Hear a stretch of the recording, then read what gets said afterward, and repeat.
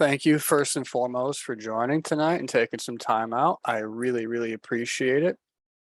Tonight's lesson is going to be short and sweet. We're going to be talking about how to identify what is known as a stop run, and also talking about really good entries off of the 200 and 300 day moving average. So I got a couple different examples I want to share. So first off, I'll talk about something what is known as a trap and go. So what happened here is, for this specific one, so if you look here, this is SPY a couple days ago when we got a significant gap down, right? Then right here in the first 5 minutes of the day, this is where a lot of people end up getting faked out, right?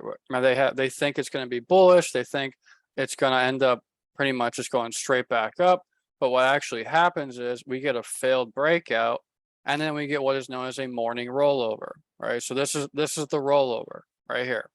Then after the rollover, what happens is we pretty much start shorting for about anywhere from an hour, anywhere from like 30 minutes to an hour, give or take. Now, if you look here, right around that 10 o'clock time period, at that 10 o'clock time period, usually you'll have something that kind of works like clockwork, right? It's the traditional 10 o'clock reversal, and this is what we see here. So we end up trapping people out multiple different times. We trap the buyers that are trying to buy the breakout up here, and here's their stop losses being hit somewhere down here. So market makers provided liquidity there, they provided liquidity there, and then once we start actually going back down and down and down, now this is where shorts are getting trapped, right? So people are trying to chase puts right towards the bottom, and this is where they're getting trapped as well. So a lot of people are getting trapped here within the first 30 to 45 minutes. And this type of stuff happens very often. Like if you just review the price action of SPY within the last month, there's tons of different examples where you get failed breakouts right in the morning, and then they have a little bit of a rollover for anywhere from 15 to 45 minutes. And then we have that 10 a.m. reversal or 10:30 a.m. reversal, regardless, it's around that time period. And then we just kind of have a significant direction the rest of the day. Now, this can happen for both sides. This can happen like we could rally and then drop, or we could just drop and then rally. So it can go either way, right? So we want to be able to identify these type of moves. So in this case, we ended up trapping upside and downside, and then pretty much just making higher highs and higher lows the entire day with no real issue. So that's something we want to be super aware of, because these type of setups happen extraordinarily often. So that's kind of one thing I wanted to talk about. And then another couple stuff I want to talk about are because I have a multiple of scenarios that I mapped out. So we're just going to kind of go day by day. So another thing, I'm not sure if you guys are familiar with moving averages. I hope most of you guys are, but most people aren't super familiar with the 300-day moving average. It's often slept on. The 300-day moving average is just as powerful as the 200-day moving average. So people, just in case people aren't aware, the 200-day moving average is an algorithmic level. Hedge funds love to position themselves around this key area, right? And this works for every single time frame. Now, most of you guys in here are short-term intraday traders. I found the most success with finding possible reversals on the 5-minute time frame for both the 200-day and the 300-day moving average. And the orange line is 300-day, the purple line is 200-day. As you can kind of see here, as soon as we came up to this 300-day moving average, we got rejected both times, right? So we ended up getting a nice leg down here, and then we ended up getting another nice leg down here after we confirmed the double top, right? So just understanding where key areas are on a chart is extremely important. Now, this is something I want to make apparent, because sometimes people think the rejection and the bounce should look like this. Picture perfect, right? That's the type of things people want to see. That's not always the case. If you look here, this didn't hit picture perfect, but it worked absolutely perfectly fine. So as long as the price action is somewhere nearby this key area, whether it's a 200-day moving average, a 300-day moving average, a VWAP, any of these key areas, that's all that matters. This is perfect. That's perfect. This is picture perfect.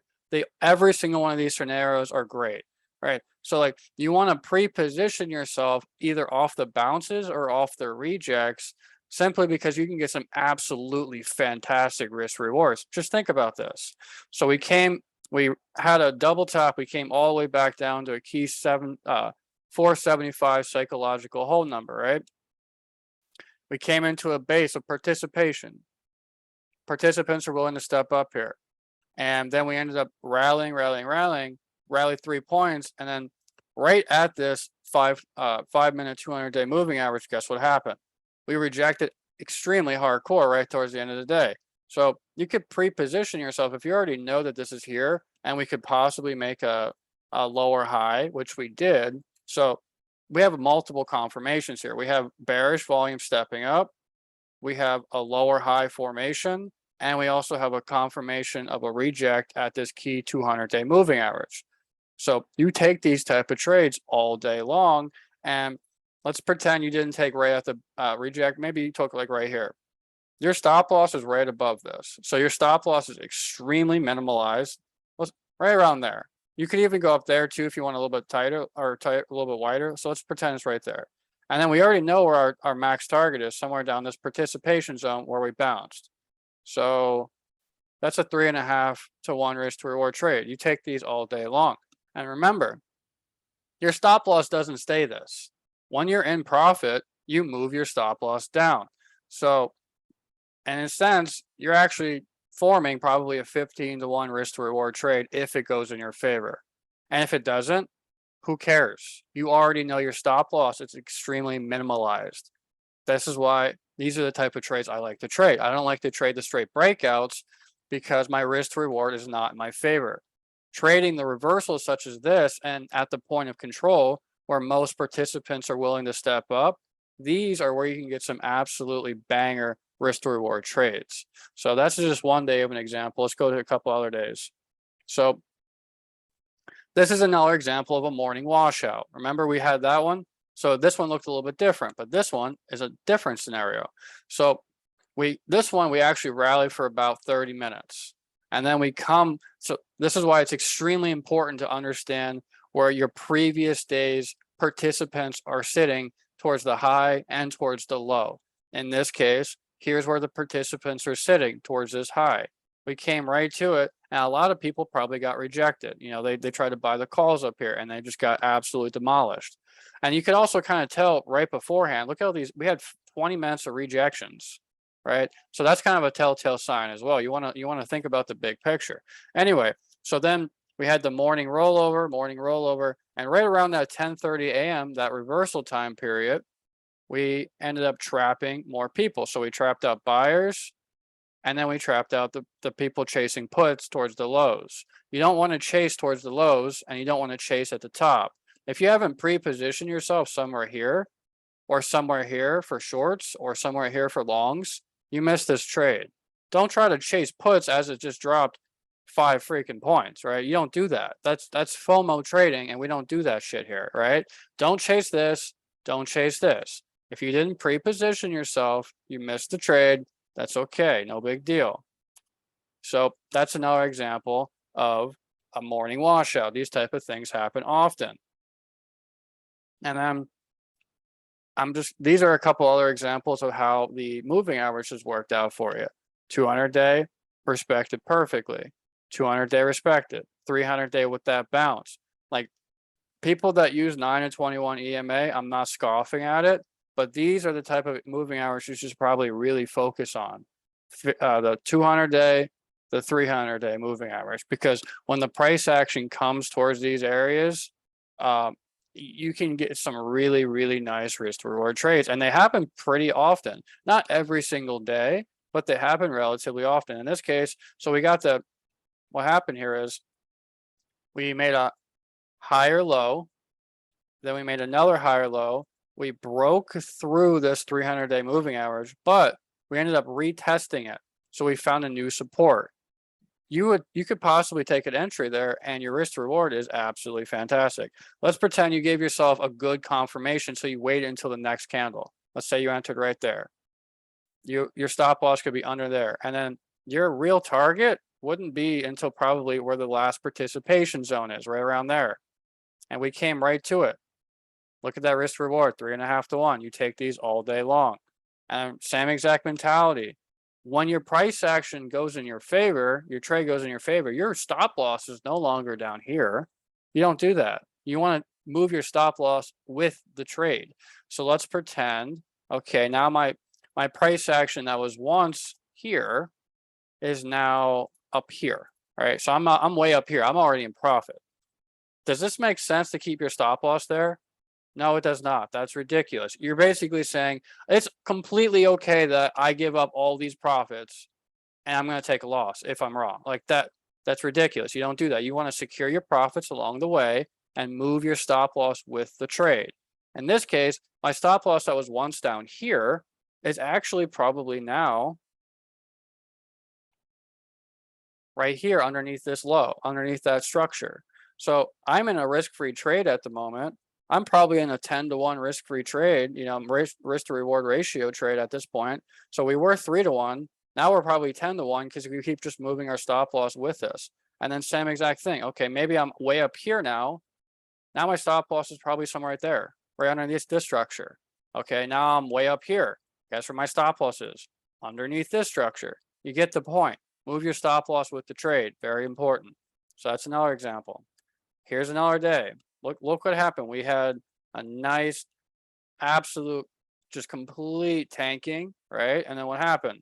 We came to this fair value, 200-day moving average, and look how aggressive we bounced off of it. Pretty damn aggressive, right? These fair value zones are very helpful. We want to know where these areas are. Because if you think about it, if you didn't know where this is and you tried to short here, right, you would have got shit on. Absolutely wrecked because you would have been bag holding. And let's pretend you didn't cut here, where you're supposed to. And you ended up cutting way up here. Your contract's basically worth $0 right now, right? So that's another example. I can do these type of examples all day long. Here you go again. Came right to it, boom. Came right to it, boom. Doesn't have to be picture perfect, but it still works, right? Came right to it. Actually, it formed a tiny bit of a little double top, really minute double top, but it worked. Boom, boom, boom, all right? This one, same thing. Doesn't have to be picture perfect and bounce or reject right off of it. If it comes really close to it and you start seeing possible slowing down, so in this case, the bulls were slowing down and the bulls were slowing down, that's a sign of weakness. We want to take advantage of that. Whereas over here, we start to see the bears slowing down, and that's a sign of strength for the bulls, right? We want to be aware of this type of stuff. And then over here, now this is what is known as a stop run hunt, right? So for the people not aware of what the market maker's main functionality is, well, one of the main functionalities, because most people think, oh, the market maker is against me, it's all this, and this. Truthfully speaking, the market maker doesn't give a single shit about you. Like, they don't care about you, right? You're a small retail fish. You are insignificant to them. They're not trying to stop hunt you out. They're trying to gain as much liquidity as possible. That's one of their primary objectives, is to gain liquidity, because they act in a sense as an arbitrage. They make money off of the spreads. That's one way how they make money, off of spreads, right? So market makers' first functionality is providing liquidity. Secondary functionality is act as so let's pretend one day is extremely bullish, something like today. Remember, the stock market is transactional. For every buyer, there must be a seller. For every seller, there must be a buyer. So in this case, when we were super bullish today, there was no sellers, right? There was no sellers trying to step up. So guess who had to act as a seller? The market maker. The market maker must step up in that role to keep the equilibrium, right? So that's another primary function of the market maker. You need to understand how the market makers work so you can capitalize off of this. So in this case, let's kind of break this down. This is a stop run hunt. Okay, so what happened is, now this is one base, right? This is a base, so this is important. So this is the previous base right here, where participants were willing to step up and reject. Participants are stepping up here, okay? Now this is where people get faked out here. So if you see here, so most people see something like this, right? They see something like this, right? Because they think, okay, there's the structure. Now, this is most technical analysis traders, right? So they see, okay, I'm going to start buying calls. You know, I'm going to buy this, buy the breakout, ends up getting rejected. And what happens is this is their stop loss getting hit, right? Because they think, oh shit, it's underneath this structure. I'm invalidated, correct? This is their thinking. This is why patterns don't work all the time until you actually understand what a market maker does. The market maker wants your liquidity. They're trapping out buyers, aka grabbing liquidity, and then when their stop loss gets hit, guess what happens? They're also providing liquidity to the people down here willing to participate again, right? So in this case, if you look, most people got stopped out right around here somewhere, right? Because that's, you know, they tried to take breakouts, then they got shit on, so they ended up stopping out. And they think, okay, the structure is broken, therefore it's time to go puts, right? This is another thing that people do. So they start going puts, and this is the incorrect thesis. Remember this. The market maker wants to entice a reaction out of you. This is what is known as the euphoria candle, right? They want to entice something, a reaction, something emotional. And your first initial response is, shit, the market's going down. I'm gonna buy puts, right? Most people do this, but they're incorrect, because if you think about it, if you wanted to buy puts, you buy puts up here, right? Not as it just tanked $2.50 almost, right? Think about that. That's absolutely ridiculous. Why would you do that? You're chasing the move, and we already talked about it. We do not chase moves. If you miss it, you miss it, period. Okay? So your first initial reaction is to buy puts, and this is incorrect because you weren't aware and you didn't factor in that this is a base. As soon as we came to this base where participants are willing to step up, look what happens. We rally very strong off of it. So this is a stop run hunt. Stops are getting hit. Stops are getting hit. Liquidity is provided. Liquidity is provided. Soaring. This is what happens almost every single day. And until you figure this out, until you understand this, you're not going to have a very fun time trading.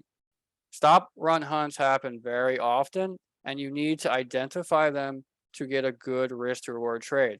You don't buy puts down here, you buy calls. And this is not your initial reaction. Your initial reaction, like I said, is, you know, you're fearful, you're emotional, you're FOMOing. You want to buy puts. You need to get that out of your head. You want to do the opposite. In this case, you want to buy calls, right? And if you're wrong, who cares? Your risk to reward is absolutely fantastic. Let's pretend you don't enter on this candle, you enter on the secondary candle. Just pretend, right? Let's pretend we enter on this candle, like somewhere right there. My stop loss is underneath this low right there. And I already know where my real target is, somewhere up here. That's my first real target. That's a 2.5 to 1 already, right off the bat. And you have to remember, as soon as the trade goes further in my direction, I'm moving my stop up. So I'm probably going to be at least in an 8 to 1 risk to reward trade if it goes in my favor. If it does not, that's okay. I'm only risking like 50 cents max. I'm not risking very much money. Who cares, right? So this is why it's important to identify these type of things. They happen very, very often. You don't want to be doing your initial reaction, because most of the time your initial reaction truthfully is incorrect. And you want to do the opposite, okay? You want to do the opposite. It took me a long time to realize that, because, you know, most of the times you get emotional and you see this type of shit, you see this type of price action, and you're thinking to yourself subconsciously, wow, this is the, wow, this is the end of the world in a sense. The recession's in. Time to buy shorts. Time to go bear mode. You don't chase bear mode at the lows. You missed this entire move. You missed almost a 1% retracement, almost $3. Think about that the next time you try to chase the lows, and think about that. I guarantee you, some of you guys do this shit. You try to buy the highs, and for calls, and you try to buy the puts for lows. So in this case, think about this: the stock just rallied $5.50, and you people are buying calls at the top. Think about that, right? Or the stock just dropped $3, and I'm about to buy puts. What sense does that make? If you didn't pre-position yourself somewhere within here, maybe like somewhere up, somewhere like in here for calls, you missed it. If you didn't pre-position yourself somewhere here for puts, you missed it. Wait for a pullback or find another trade. Next example, 200-day moving average reject. Worked perfectly. Now, this is a cool one too. So we price action broke under the 200-day, therefore being bearish. Then we came back up. So if you miss this is actually a good example here. If you miss this, that's okay. You know that if this move is actually strong, there's going to be some sort of a pullback. So don't chase this. There's always going to be some sort of a pullback if indeed this is strong. All right. So in this case, if you were patient for 15, 20 minutes, you got a pullback consolidation. We reject it and found new resistance at this 200-day moving average. And this is where you want to enter, right here. Right here. And your stop loss is right above it. And your profit target is somewhere down at the previous day low, right? And it happened perfectly. We came right to it. This is a 5-to-1 risk to reward ratio. You take these all day long. So you don't chase it if you miss it, because your risk to reward is shit. Look at it. So I'll compare it. So over here, if I entered way down here, technically speaking, my stop loss is way up here, technically speaking. And this is the exact same thing. So this is a 1-to-1 risk to reward ratio, right? When you chase it, versus if you didn't chase it, if you were patient for 15 minutes, then you get a 5.5-to-1, right? So, and then same exact thing happened again. So we rejected off 200-day, and then we rejected off the 300-day. And you kind of see the results, right? These moving averages are absolutely fantastic. For the people in the chat wondering what these are 300-day moving averages, EMAs, exponential moving averages, 300-day and 200-day.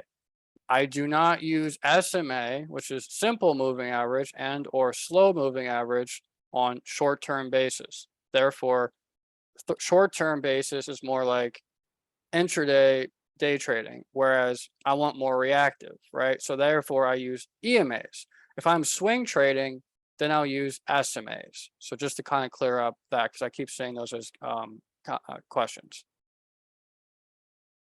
And where else do I have? I have more examples as well. One sec. Same thing. If you look here, so this is actually another, look at the time frame. These time frames matter. They work like clockwork.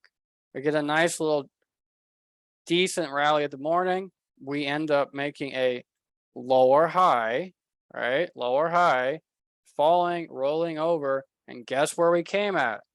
Right, this perfect area, 300-day moving average, bounced extremely strong off of it and rallied with pretty much no issue until we had a consolidation.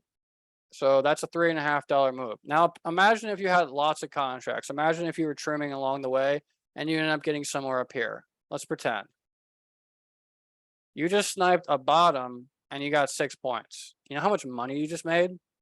You just made a monthly amount of money basically in one day off of knowledge of just one thing. 300-day moving average, rejecting of a lower high. Why are you Why are you making it so hard? You don't need 30 indicators. You don't need all this shit. I used 200 day, 300 day, and a simple lower high rejection and volume stepping up. That's it. I didn't overcomplicate this, right? So very, very important to understand. Now we also get a second. Here's another example of a stop loss hunt run. Okay, so people ended up trying to buy the breakout, same exact thing. Stop loss is being hit. Try to buy the breakout, stop loss is being hit. Now what happened is, remember, these technical analysis traders are seeing this. They're seeing, okay, if it comes underneath this structure, I'm out of the trade. I'm outski, right? But what happens is this doesn't work all the time. Because if you look, they forgot about this base. There's a base of participation waiting to step up. We came under really quick, stopped everyone out, grabbed the liquidity, and guess where we're at that base. Same exact emotion. People are trying to buy puts down here, trying to chase the puts. Guess how it worked out for them? Pretty horrible, right? If you're trying to buy puts here, you just got absolutely obliterated. You got spanked, okay? So these type of things happen all day long. You don't buy puts down here, you buy calls. The only way you would buy puts, the only way, if we end up bouncing off this this participation zone, and if we see something like this, this is the trend line, which is acting as a resistance. The price action comes up to this resistance area and rejects off of it. That's the only time you would buy puts. But right here, you don't buy puts until you get a solidary confirmation. Okay. So let's do some other examples real quick. Now look where we're at again. See these 5-minute, 200-day, and 300-day moving averages, they're pretty powerful.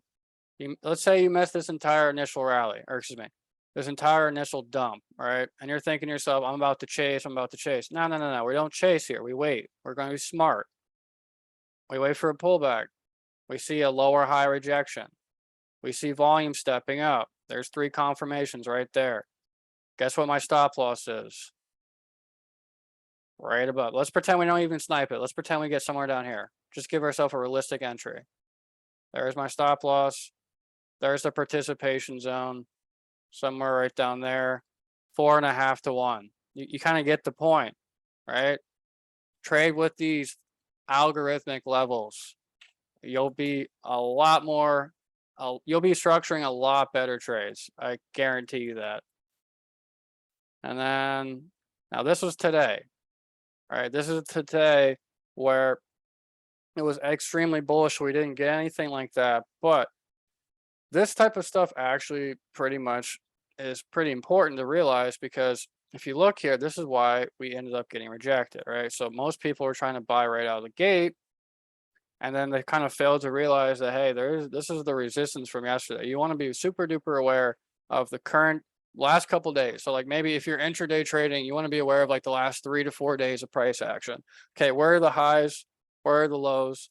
Where are the participants willing to step up? Like where are my zones? Where are my fair value areas where I can be a participant as well? So if you buy calls up here, you kind of got wrecked, honestly. You got wrecked. So then if you look at the time frame, same exact time frame, 10:30 a.m. These type of moves, these reversals happen like clockwork. They either happen at 9:45, like it did here. Got a nice little solidary, nothing too much, but it was a relief rally, right? So that's 9:45. And then we also get stuff. We get stuff from anywhere from 9:45 to 10:30 in the morning. This is why I wait. I don't buy the open because I could be risking possibly, trying to buy calls here, whatever the case may be, and just getting pooped on, right? I want to be waiting 10, 20, 30 minutes. So this way the risk reward is heavily in my favor, because yeah, sure, maybe I missed some of this downwards move, but if I know in the back of my head, there's a strong possibility anywhere between 9:45 to 10:30 a.m. that we could get a significant reversal, I'm going to take that. If I missed the first side, that's okay. There's always another possibility. There's always another opportunity. And this is what you got. You got an absolutely bonkers move off the low. We rallied $9 in a day. When everyone was thinking the market's going to shit, the market's like, haha, Uno reversal, baby, let's go. Right? It's primarily due to Microsoft. Microsoft was real strong today. But anyway, just kind of want to shed some light on it for you guys, because I see a lot of you guys being breakout traders in the morning, right at the open, and most of you guys are taking losses. So I just kind of want to shed some light on it's perfectly okay to sit out the open, wait 5, 10, 15 minutes and try to be more of the reversal trader. In this case, that's a reversal, right? Instead of being the breakout momentum trader, maybe switch your mentality, right? So that's one thing I want to talk about. And then also just please put on the 300-day and the 200-day moving average. You'll find so much more success. Hope that helps with your question. I hope that helps with some knowledge. If you guys have any questions, feel free to just drop them now. I'll answer a couple questions before we end our lesson.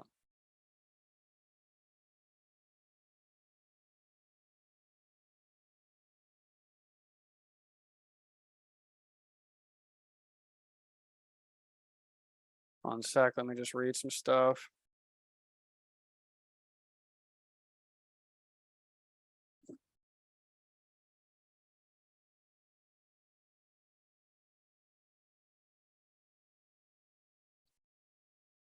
Yeah, that's a good comment you made, Vincent. Yeah, absolutely. Important to truly accept the risk before entering a trade. Without accepting the risk, you are telling yourself that the trade will work in your favor, which is not always the case. Yeah, absolutely. You have to understand that like the stock market doesn't owe you a single thing. Like people are so egotistical acting like, okay, I'm putting a trade on, so now that I'm in the trade, it's going to work out for me. The stock market doesn't care about you. The stock market doesn't think, oh, Joe Schmo has a rent payment due this week. Joe Schmo has a mortgage payment due this week. I'm gonna bless his week. I'm gonna, help him out here. The stock market doesn't care about that. Like you have to understand the money that you are risking for a trade, you have to be fully 100% okay with you not seeing that money ever again. And that's the risk you got to take. If you're not able to risk it for the biscuit, you're not in the correct profession, because you will take losses. You will 1000% take losses. The only thing that matters is how you manage those losses. Are you going to bag hold them and have hopium and basically keep moving your stop loss down and down and down and down instead of taking a 20 or 30% stop loss? Are you going to take a 50%? Are you going to take 100%? Right? Like you just have to be okay with the risk you're putting on, and also try not to over leverage yourself. If you're on a small account, you shouldn't be basically full porting. You know what I mean? You shouldn't be full porting. So that's something to really be important, like mindful of. So that's a great comment you made. I appreciate that. It's a good comment too. Scrub knows a little too much about a market maker. He's definitely one. I wouldn't say that. You just need to understand how the market is operating and moving, because if you don't understand that, you're pretty much trading in the dark. You know what I mean? So you got to educate yourself for that.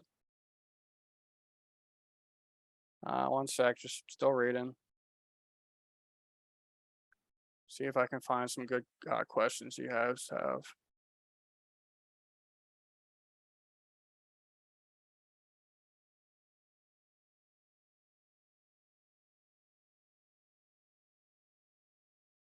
What volume indicator am I using? Good call. So this is called the buy sell volume totals.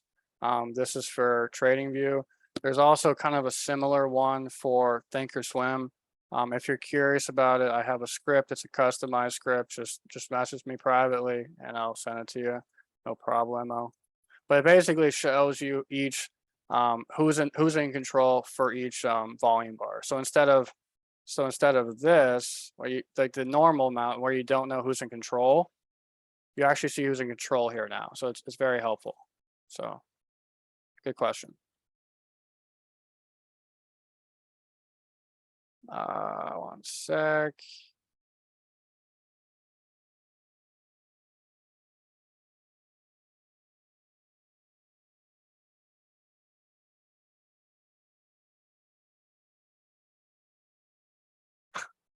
You guys are some jokesters sometimes. One sec, still reading. How do you use level 2 times in sales? How relevant are these two? Yeah, good question, actually. Yeah, that's an awesome question. So I actually made an in-depth video about times in sales. It's definitely a little bit longer to answer for currently, but if you go, I have a YouTube. It's where the heck is it? It's right here. It's about 30 minutes long or so, but if you're not familiar with how to use level 2s, highly recommend it. They're very, very relevant. Level 2s are just basically um, showing where participants are willing to enter and exit a trade. And then the time and sales are the order book of when they are purchasing. So super duper relevant for sure.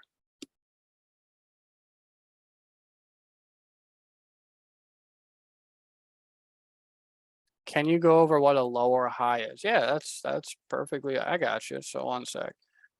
So let me try to find a good one real quick. Where's that down day? Yeah, here we go. So, all right. So remember, so there's two different types of structures. Remember, there's something like this. When we hold on, where is it? So we make here's a low, here's a higher low, here's a higher low, here's a higher low, right? So we're making higher highs and higher lows the entire day, right? So that's a bullish structure. Whereas over here, we're actually making a bearish structure. So bearish structures are lower highs and lower lows. Basically just kind of the opposite, right? So here's a high, here's a low. Here's a lower high, here's a lower low. Here's a lower high, here's a lower low. You kind of get the point. So when you see those type of things, when you see these rejections like that, it means it's still in a downwards trend. It's still in a bearish trend. So you don't want to be buying calls like most people probably did here when we were still in the downtrend. So this is why it's important to understand what type of structure we are in currently.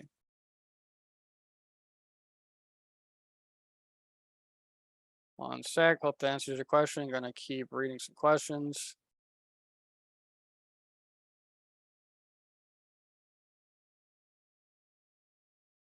Why the 200 and 300 moving average over the 9 and 20?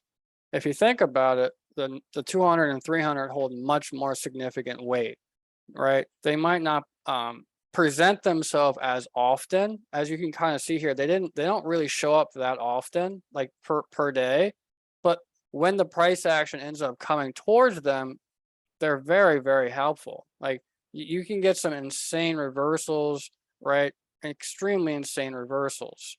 Now the 9, I personally just don't use it. I don't really find it very valuable personally.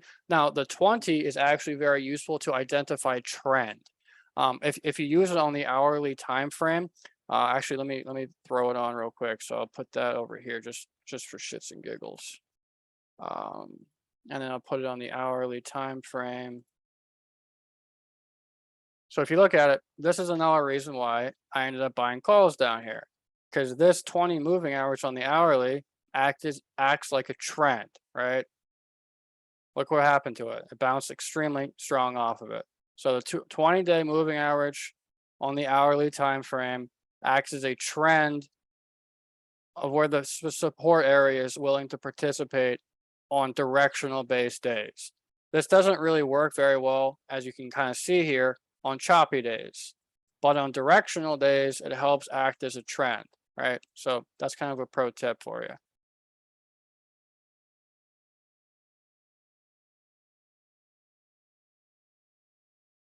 How do we get the risk to reward tool? Good question. So I think it's, where is it at?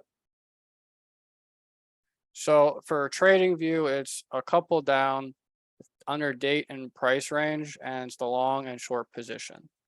Hope that helps. Couple more question, guys. I'm going to end it here. So if you have anything, just feel free to drop it in the chat.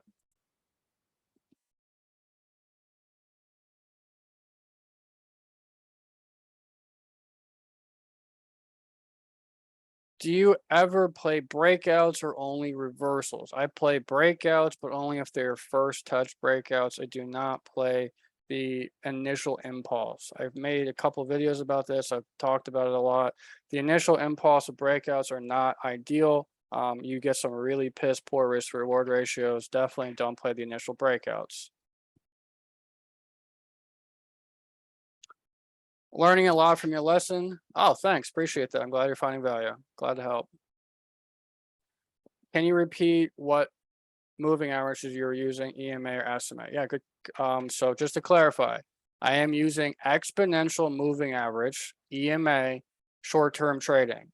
I am using SMAs for longer term trading for swings. What indicators do you use, Scrub? Yeah, so I use pretty much, I also pop on the 50-day moving average. It's still pretty helpful. It's not as valuable to me as the 200 and 300 day is, but I pop on the 50-day, the 200-day, the 300-day moving average, and also the VWAP. Other than that, I don't use anything else unless it's like a trending day like this, or it's been trending such as this. Then I'll pop on the 20-day and check out the hourly, because it helped 2 separate times in the last 2 days. But yeah, hope that helped. For a $2,000 account, how much should I expect to make a day? That is an absolute horrible mentality. It depends. Do you know what you're doing? Is the answer yes, or is the answer no? If you have no idea what you're doing, you shouldn't be caring about money. You should be caring about consistency and groundwork fundamentals. If you actually know what you're doing, that's a different story. So let's pretend you know what you're doing. Aim for about $100 a day. That's really all you really care about, is just trying to bank small winners at first until you grow your account more and more. Then you can start looking for better realistic targets. Like, just to kind of branch off on that question, most times people come in with like $1,000 account and they're thinking they can make like $200, $300 a day.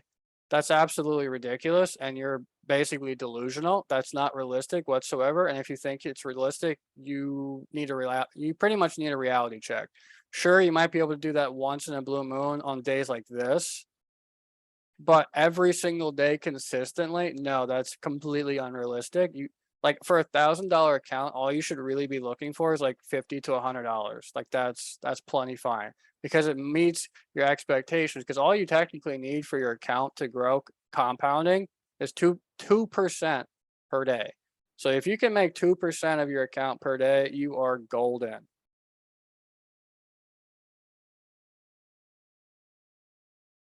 Okay, just leaving some more questions. One sec.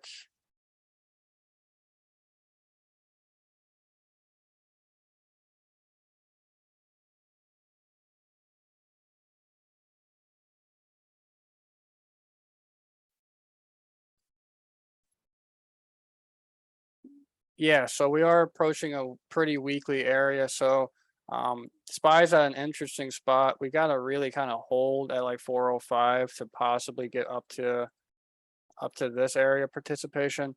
If we can hold 405 and hold overnight session, we can maybe have a continuation to maybe 410 in the morning. But I'm still thinking we're going to be a little bit bearish towards the end of the day. So maybe be morning bullish, but probably towards the end of the day we'll have a rollover. Yeah, hope that helps. What's your recommendation on holding the trade and not getting out too soon? I made a video about that. It's on my YouTube. It is this one. Stop leaving profit on the table. Simple 10-minute long video. Definitely recommend checking that out.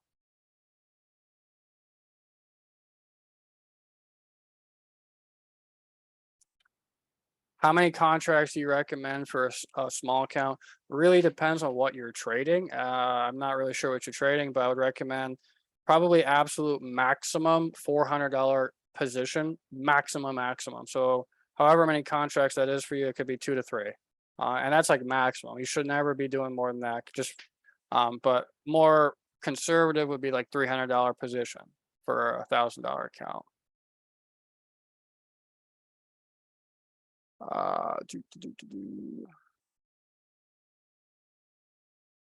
How can we educate ourselves about how the market works? That's a good question. I guess just study a lot. It's pretty much, you got to study if you want to really, if you're super passionate about this, you got to put the work in to actually reap the rewards. I would highly suggest maybe investing in a mentor just so you can get some guidance. Yeah, that would probably be really helpful. So instead of like kind of just, blindly doing it by yourself in the dark, if you're struggling, probably try to get someone to guide you that actually knows what they're doing, and your learning curve will be, 10 times over. It'll be, you'll like really, really accelerate your learning curve, 100%. Hope that answers your question. People are still asking about my volume indicator. I'll talk about it one more time. It is a buy sell volume. It's on TradingView.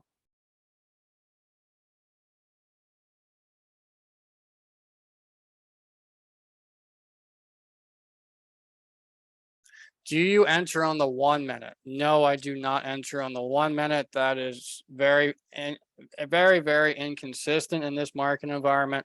I would recommend at bare minimum, I would recommend entering on the 2 minute time frame, just so you can get a little bit of more confirmation. The 1 minute time frame is not realistic whatsoever. How much percentage should we be aiming for profit targets? I don't care about percentages. I look for my levels and I take profits at those levels. It could be at 10%, it could be at 5%, it could be at 30%. When my price action gets to my first level is when I take profit. I don't give a shit about percentages whatsoever.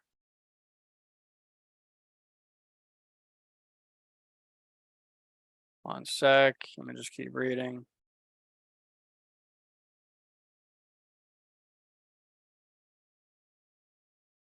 Oh, cool. Appreciate that. Your analysis is spot on. I like watching the preview of what was going to happen in real time today. Cool. Appreciate it. Uh,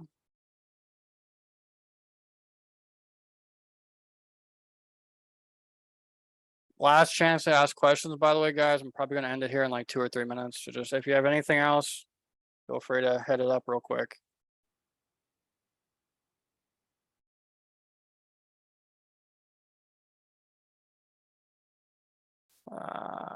Is there a risk? Oh, that's a cool question, actually. Is there a risk reward tool for Thinkorswim? No, there is not, unfortunately. But you can kind of do the old school method. So like you go to the drawing tool, like the box, and then you pretty much just do, okay, there's my stop loss, right? And then like here's my target, right? So you make your stop loss red, you make your target green. It's kind of clunky, honestly, but you see it visually. It's like, okay, is this okay? This is about 2 to 1. This is fine, right? So it's a little clunky for sure, but that's how you can do it. Oh, that's a cool one. I truly appreciate this. Do you offer mentorships? You are very, very helpful, and I like the way you explain things. That Appreciate that compliment. That is awesome. Yes, I do. Actually, fun fact, I'm starting a group mentorship in about a week or so. It's going to be 30-hour duration, 3 months duration. Pretty much teach you everything I know, A to Z. Really, really will accelerate your learning curve. And I'm going to do a little early bird special so you can get a little discount just for the homies. So if that's something you're interested in, just message me privately, either on Discord and/or Telegram, and we can talk about it. Appreciate that. That's an awesome, awesome compliment, and I greatly appreciate the support. Thank you so much. Do you like the VWAP? Yes, the VWAP is so, so, so useful. 100%. If you don't have the VWAP on your chart, put that on your chart. Super, super helpful.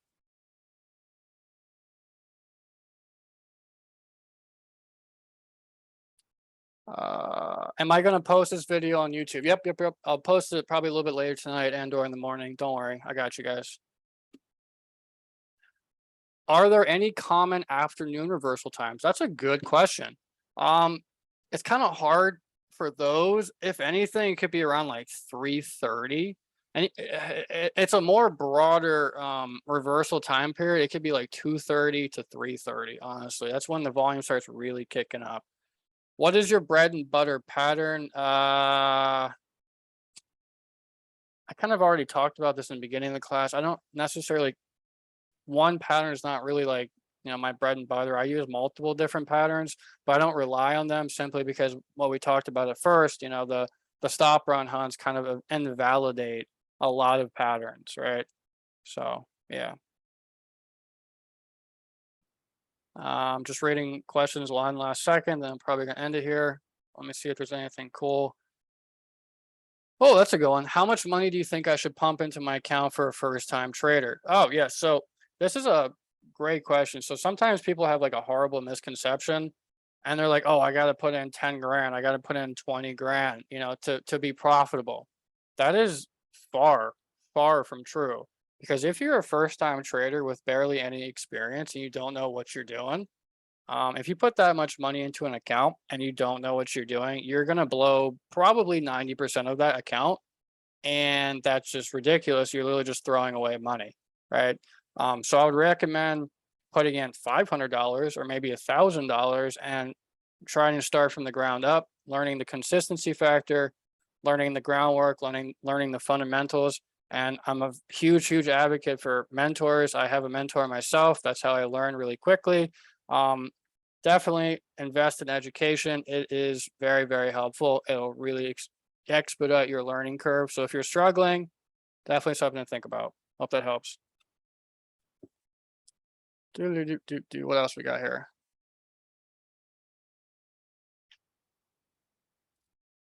How do you trade with volume? It's a good question. You pretty much just look to see if volume is stepping up or not stepping up. So like you need to see volume stepping up.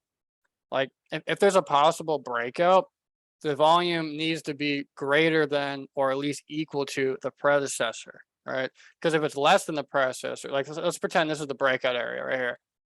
This isn't good for follow through. This is less volume. We don't want that. We want more volume if we want a true breakout.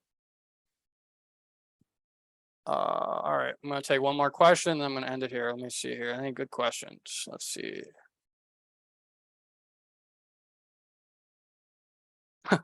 I'm not sure if you just came, but I'll say it one more time. You explain things so great. I love it. Are you offering mentorships right now? Just one more time in case you just came. Yes, I am offering a group mentorship, 30 hours, 3-month duration.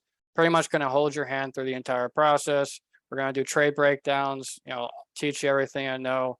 Be really fun. Going to be starting on August 8th. Do an early bird special, give you guys some discounts. If that's something that you're curious, I'll drop my Discord information and my Telegram information in the chat. I'll do that right now real quick. Okay, there you go. So if that's something you're curious about, just message me probably and we can chat about it. But anyway, I'm going to end this here, guys. I really, really, truly appreciate you, all of you, for joining. Hope you guys learned some stuff. If at all you're ever curious or want to chat or help me, want me to help you with your trade breakdowns, always happy to help you. Always happy to help a fellow trader. Thank you again, guys, for your support. I'll post this video a little bit later and enjoy the rest of your night and stay safe.